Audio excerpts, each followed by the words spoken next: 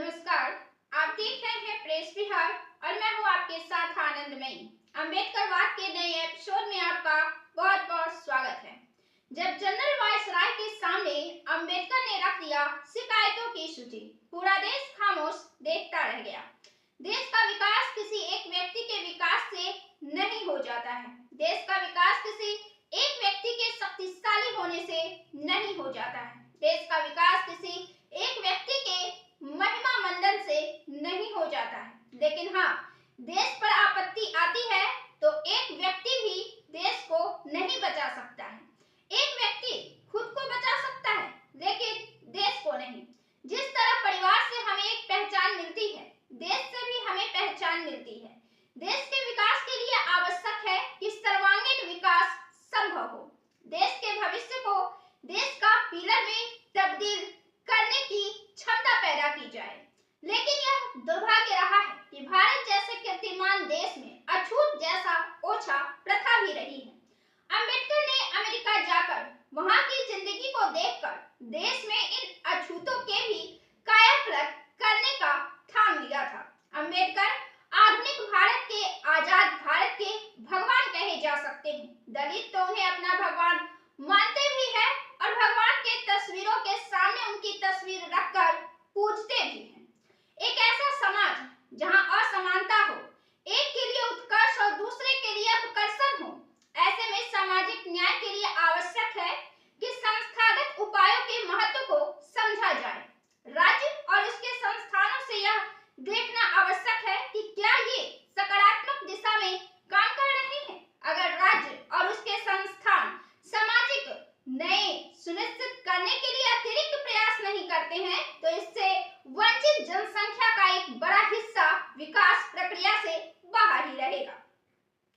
अर्थात सामाजिक न्याय कमजोर और गरीबों की मृग तृष्णा की तरह ही रह जाएगा। सामाजिक न्याय कमजोर और गरीबों के लिए एकमात्र महज मृग तृष्णा बनकर रह जाएगी और सभी प्रकार के संस्थान जो अपनी वैधता को अपने देश के स्वामित्व गणराज्य से हासिल करते हैं, उन्हें पाते हैं, उन्हें सामाजिक न्याय से संबंधित मुद्दों को अनुकूल तरीके से निपटाने के लिए भी काम करना आवश्यक है। अम्बेडकर दलितों को केंद्र में रखकर कई बार अपने बयान बदले हैं, लेकिन उनके भाव हर बार एक ही रहे हैं। वालेरियन रोडरिंग्स लिखते हैं कि 1919 में साउथ बोरो कमेटी के सामने अम्बेडकर ने लगातार यह तर्क दिया कि भारतीय राजनीति समान अधिकारों और स्वतंत्रताओं की नींव पर आधारित नहीं हो सकती। भारत में उदारवादी व्यवस्था तैयार करने की प्रणाली में उन्होंने यह महसूस किया कि वंचित समूहों के लिए और साथ ही जो लोग धर्म और राष्ट्रीयता के आधार पर अलग है, उनके लिए कुछ विशेष प्रावधान होने चाहिए। उन्होंने यह भी तर्क दिया कि समाज में व्याप्त मतभेदों और समाज में व्याप्त अछूतों के लिए नुकसान को केवल न्याय और निष्पक्षता से नहीं बचाया जा सकता है। वंचितों समूहों को विशेष प्रावधानों के लिए अम्बेडकर की शुरुआती तर्कों में से एक उनका प्रतिनिधित्व है। उपयुक्त संसाधनों के साथ इस तर्क को उन अन्य समूहों में लागू किया जा सकता है जिनके हितों और चिंताओं को सार्वजनिक नीति तैयार करते समय पर्याप्त रूप से ध्यान नहीं दिया जाता है। उन्होंने तर्क दिया कि प्रतिनिधित्व का पहला उद्देश्य व्यक्तिगत राय की ताकत और प्राथमिकताओं को सार्वजनिक कार्रवाई में प्रेषित करना है। जब एक समूह या समुदाय द्वारा प्रतिनिधित्व को अस्वीकार कर दिया जाता है या उचित तरीके से इनकार कर दिया जाता है या उचित तरीके से इन्हें खारिज कर दिया जाता है, इसके विश्वास और प्राथमिकताओं को सार्वजनिक नीति को आकार देने में थोड़ा असर पड़ता है। 18 जुलाई 1942, याद रखिएगा, 18 जुलाई 1942 को अम्बेडकर ने ब्रिटिश वायसराय की कार्यकारी परिषद में एक सदस्य के रूप में नियुक्ति के उपरांत सार्वजनिक संस्थानों में अनुसूचित जातियों के प्रतिनिधित्व के लिए अपनी मांगों को प्रस्तुत किया।